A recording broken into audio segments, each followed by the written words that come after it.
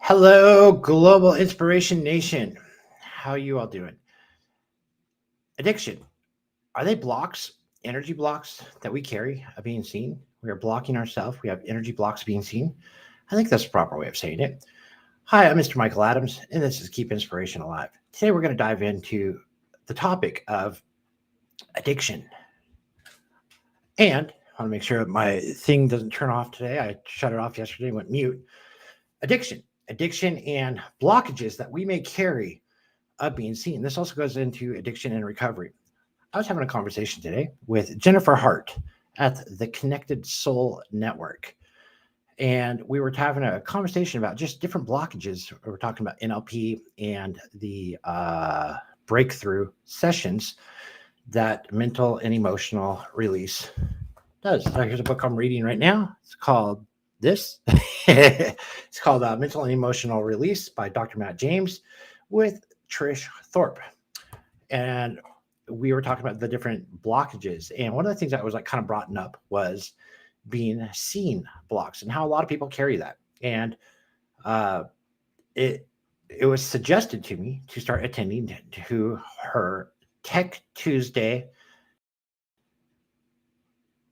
trauma. Let's see, Trauma Tech Tuesday, Tech Tuesday trauma, Tuesday.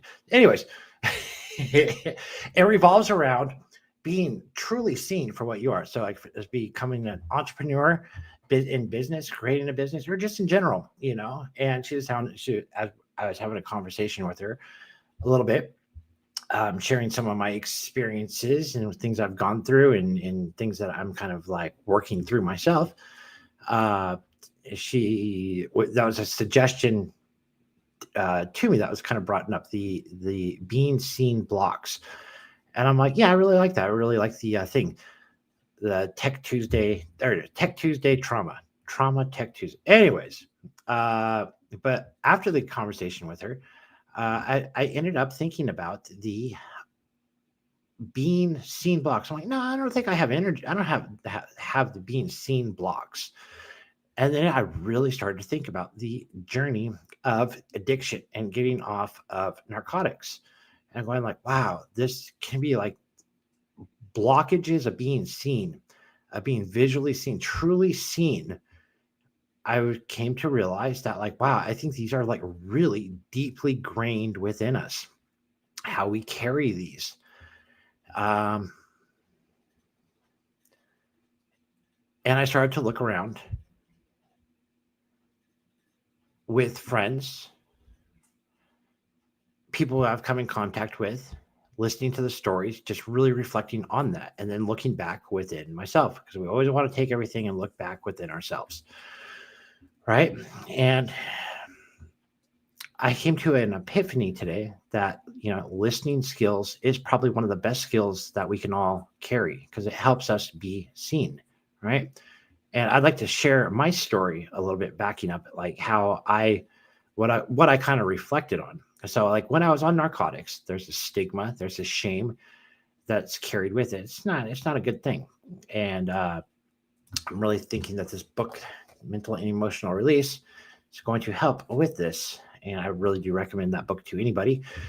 And so bringing it back to the story of the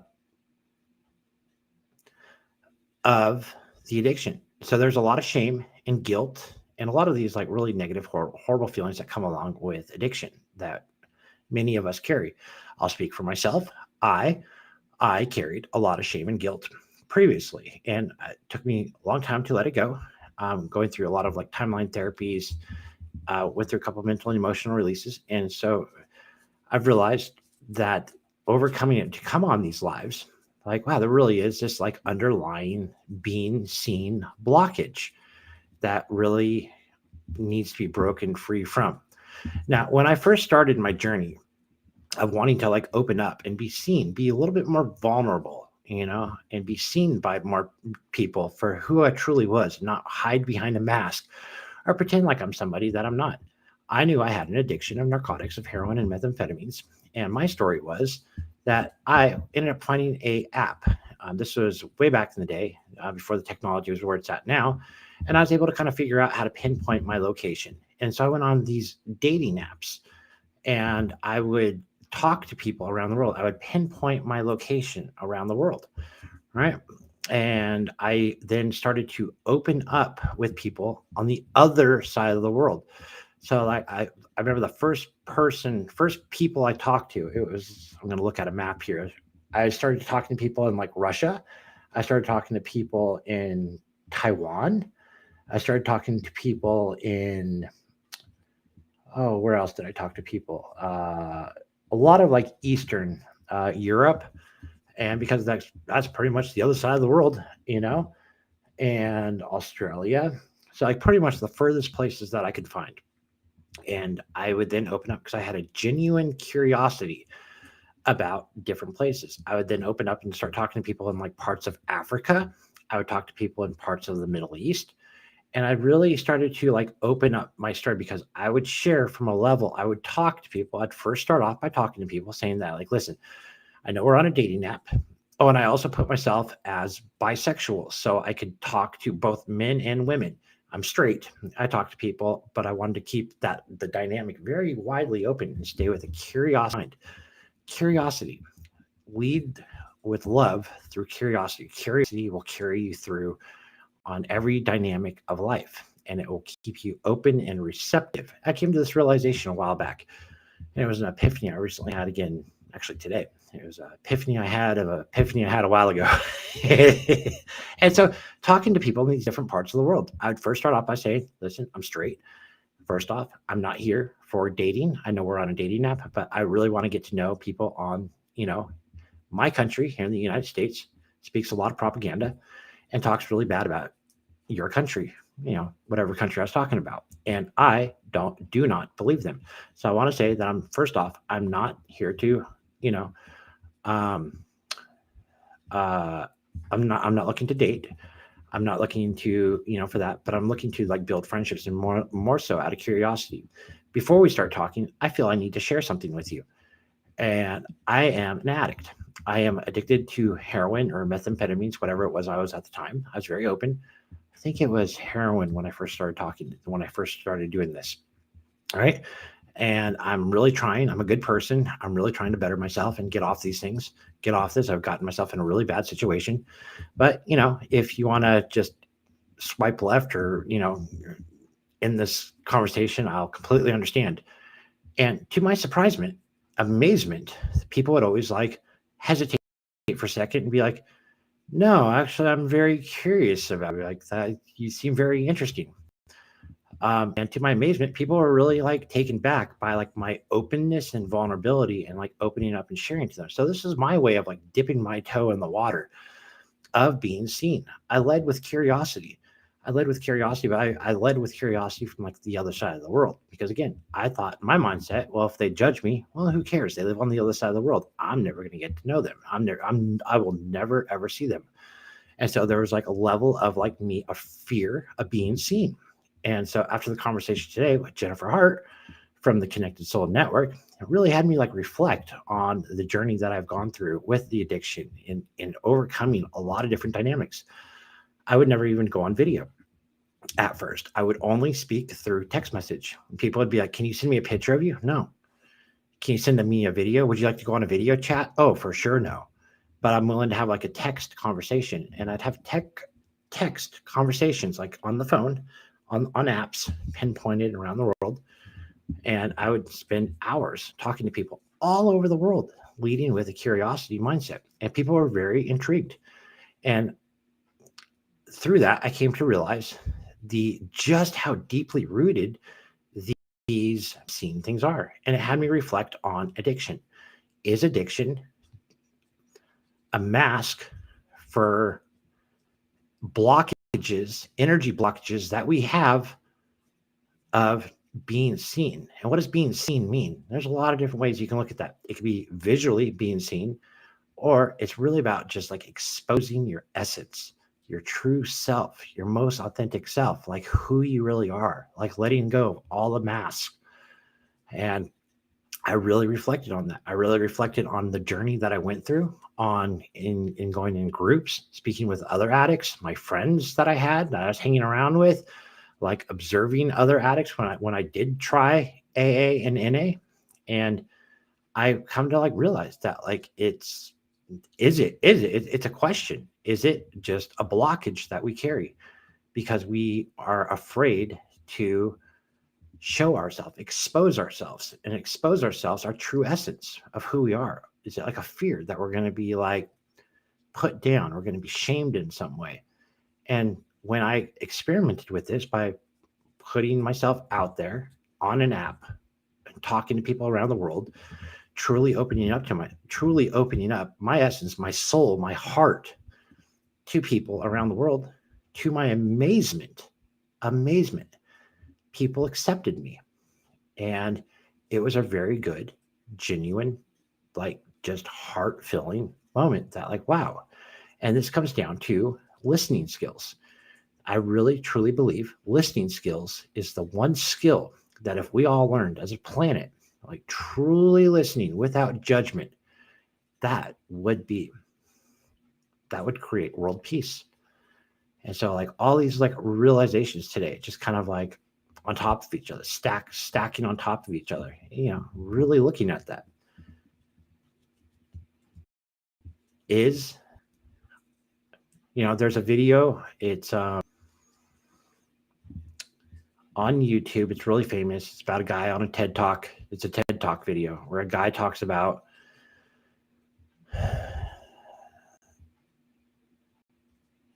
addiction recovery. The opposite of addiction is, oh, that's what it is. The opposite of addiction is connection. Let me repeat that. The opposite of addiction is connection. And there's a story he tells about Rat Park. And I'd like to share that story with you, if that would be okay.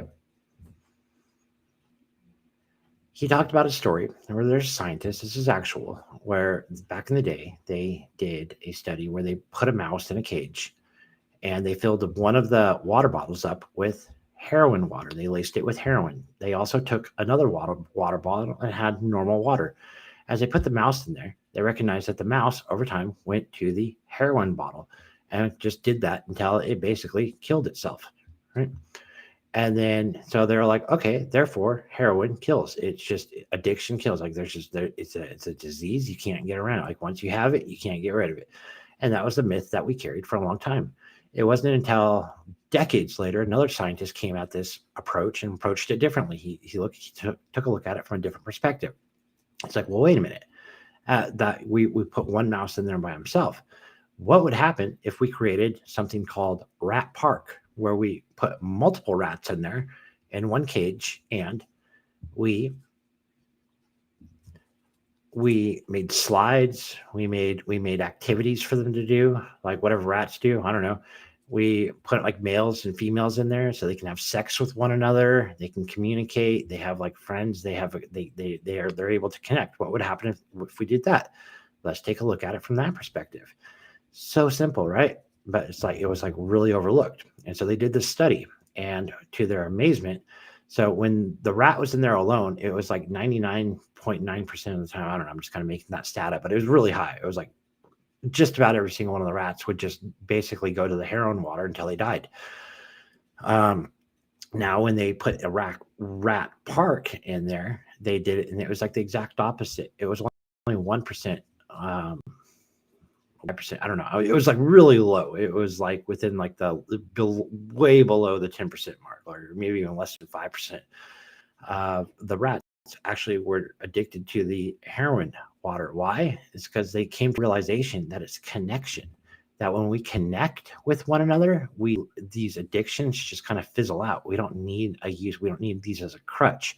I can speak from my experience. My experience was, once I started to like build that trust with people online, open myself up to start being a little bit more vulnerable with people, exposing my essence, exposing my heart, taking off the mask and showing exactly who I was, that I came to realize that people genuinely care. And through that, I started to realize that, like, wait a minute, I should probably get off these drugs. And it was like a slow fade out. There was also meditation was a part of it. I calmed myself through meditation. I then had an epiphany through listening to these people that was like a game changer for me. That people I started to hear over and over again. They're like, wow, you seem like a very nice person, like a really good person. Like, I'm sorry that you're suffering with this addiction. I hope one day you get over it. And if you do, and you do want to travel and come to my country, not only do you have a free place to stay, but you'll have a free tour guide as I will show you around. And I was kind of like, yeah, thank you, whatever, like just kind of chalking it up like as just someone just being nice or just kind of just saying that. And then I started to hear this more and more and more and more.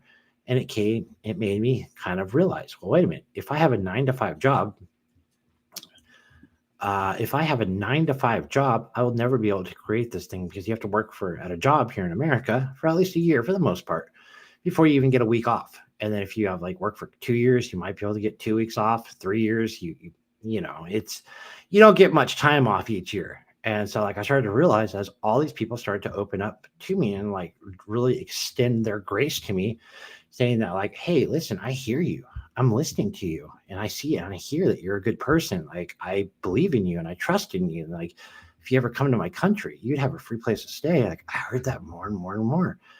And it really like started making me think. And this is where the dynamic came where like I started to think about creating an online business. And with the intention behind it of becoming like a writer and then being able to take these people up on their offer and be able to coach them. Like, wait a minute, wouldn't that be amazing? Right? Or like time freedom, financial freedom, your own hours, being able to travel around the world, take people up on these proposals that they give to you. It's like, you can come here and like, wow, meet your friends from around the world. I created a lot of friendships during that time when I opened myself up and shared my story with people around the world. When I let go of that, and so I was being seen.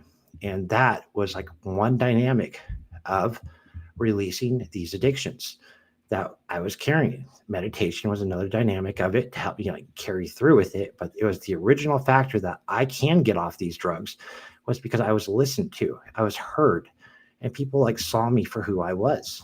And it extended like a level of like this energy transfer. It was really strange. And so the opposite of addiction is connection.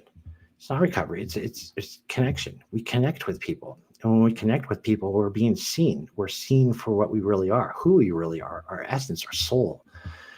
And so if we can break through these blockages, and listen to one another, like how amazing would that be? And create an online business. My epiphany, create an online business where you create time freedom, financial freedom, and then be able to go to these places, go to developing countries, go to countries that like are in need, that are in poor, and then have them, if they extend the offer, you can stay here for free and you can have a free tour guide because I'm going to show you around because I thought you're a pretty amazing person to talk to online and I'd love to show you around. And then you extend that through like, hey, I'd like to pay you back by teaching you what you know about how to make financial freedom online. How amazing would that be? So that'd be like kind of like coaching, like just kind of nonchalantly. That would be like my ideal life. What is your ideal life? So like think about these things as you move forward and really think about letting go and truly being seen. What kind of magic can unfold if you trust, if you put yourself out there, just put yourself, dip your toe in the water like I did. Again, I went on an app. I moved my location to the other side of the world because again, thought process behind that. They're on the other side of the world. They're not going to judge me. If they do, I'll never see them. You might be surprised. Let's give it a try. Let's all break through our being seen blockages that we have.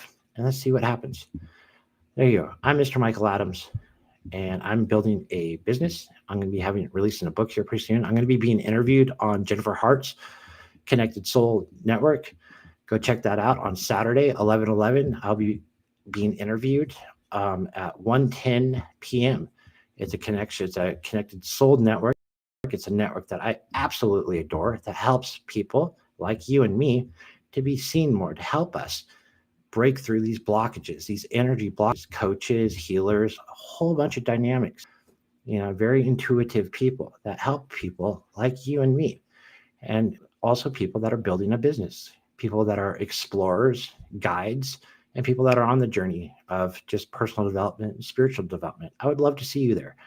It's Jennifer Hart at the Connected Soul Network this Saturday, 11/11, and I will be on at 1:10 p.m. Pacific Standard Time. I'm currently in the process of writing a book to help people with their resolved issues as well. It's still in the process. Stay tuned for that. We'll see what happens. We'll get that out, and I'll announce that once that gets done. So I'm Mr. Michael Adams. I hope this helps you to be open up a little bit more, to take that leap of faith and help you be seen just a little bit more. Here you have it. This is Mr. Michael Adams. Keep inspiration alive. Have a great night, everybody.